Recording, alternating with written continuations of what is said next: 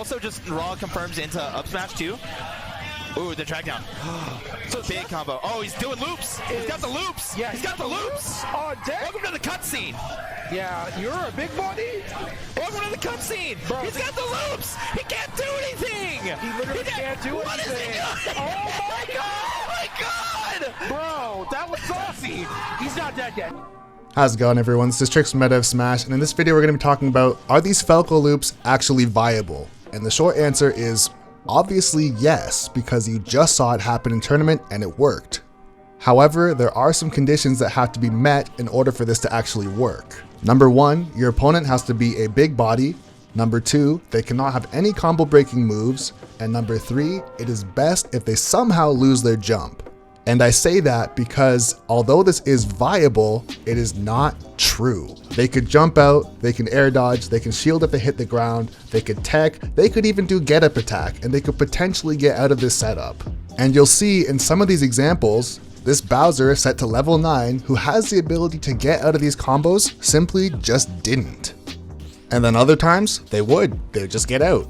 And here's the thing, could that Bowser player have escaped what was happening to him? Yes, of course, he actually could have in many different ways. But with that being said, if he loses his jump or air dodges on stage, he can easily get grabbed or up tilted again and the situation will be reset again.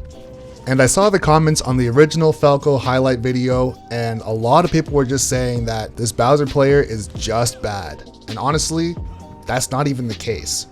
The realistic fact of the matter is that if he tried to air dodge out or escape in any way, the situation would have been reset.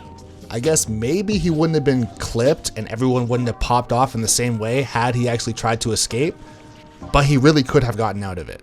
But I want to go full circle to what I said at the beginning of the video in that this is still viable because it is not a true combo, but it is a frame trap. And as a frame trap, it is actually a godly setup. It's something that I do all the time, and it is very much so viable to tack on a ton of damage, and especially on a character like Donkey Kong or Bowser, who is a big body and really has no options to escape that is not going to get them caught in yet another frame trap, hence the term frame trap. You can do this for a pretty long time, and it looks pretty stylish as well. So ultimately, no, it is not true, but it is situationally viable. But with that being said, I want to give a shout out to Chef, the Falco player who got put into this clip and got to show some style with Falco. I always love to see Falcos getting some representation, especially in highlight videos, so big shout outs to him. At the end of the day, the game is supposed to be flashy, exciting, and cool, and he most definitely did deliver that. A lot of Falco players wanted me to cover this video and tear it apart and say that it's not true and it's horrible and all these things, when really, it's actually really good. People have to get over the idea of something not being true, therefore it is useless, because clearly, as you just saw, he put on over 100% and got a very solid clip with Falco. I'm a big advocate of frame trapping and taking away your opponent's options because that's one of the biggest things that Falco has to do. Since he doesn't have a ton of kill power, he has to take all of his opponent's options away so that they're simply getting gimped, or as people say, entering a cutscene and getting taken for a ride. And lastly, I want to point out, if you are heavily distracted by the controller cam, you may have noticed that every time that I'm holding down on the control stick, I'm tapping up on the C stick. I'm doing this to initiate a macro fast fall using the C stick.